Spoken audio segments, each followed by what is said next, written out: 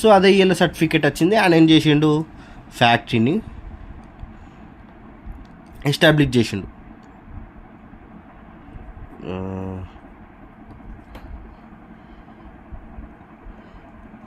Factories యాక్ట్ని establish చేసిండు 1948 ఇయర్లో.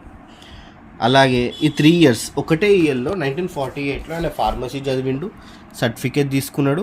అట్లనే ఫార్మసీ యాక్ట్ని కూడా ఫార్మసీ ఫ్యాక్టరీస్ కూడా ఎస్టాబ్లిష్ చేసిండు. Well and good. ఫ్యాక్టరీస్ నుంచి కూడా అమౌంట్ మంచిగా వచ్చింది.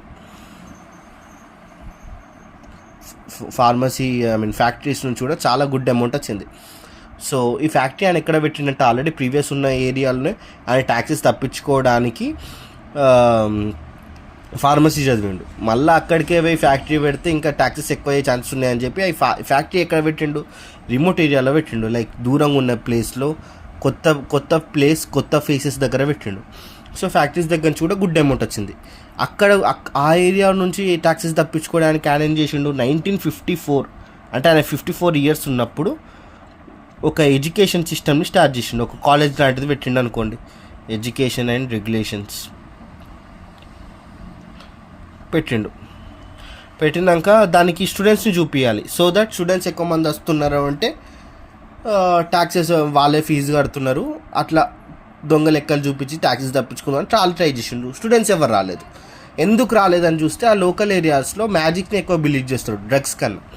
సో మ్యాజిక్ ఉందని తెలిస్తే జనాలు ఖచ్చితంగా మన కాలేజ్కి వస్తారని చెప్పి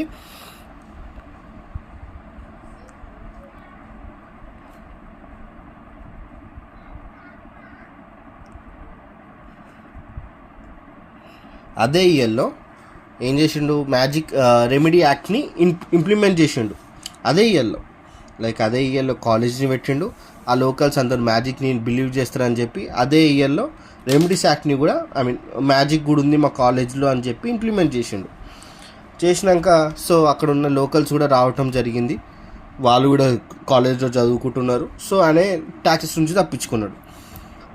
జనాలు పెరుగుతున్న కొద్దీ ఆయనకి అడిషనల్గా బోనస్లు మీన్స్ అప్పటి గవర్నమెంట్ నుంచి వచ్చే బెనిఫిట్లు అవి ఇవి చాలానే వచ్చాయి.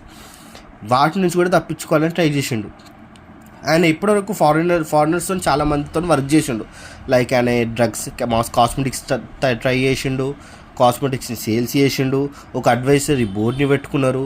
సో ఇన్ని స్టాండర్డ్స్ మెయింటైన్ చేసిన ఆయనకి స్టాండర్డ్ లైఫ్ కావాలనుకొని టాయిలెట్ పేపర్స్ కోసం ట్రై చేసిండు. ఆ రిమోట్ ఏరియాలో టాయిలెట్ పేపర్స్ ఎవరికి దొరికారు.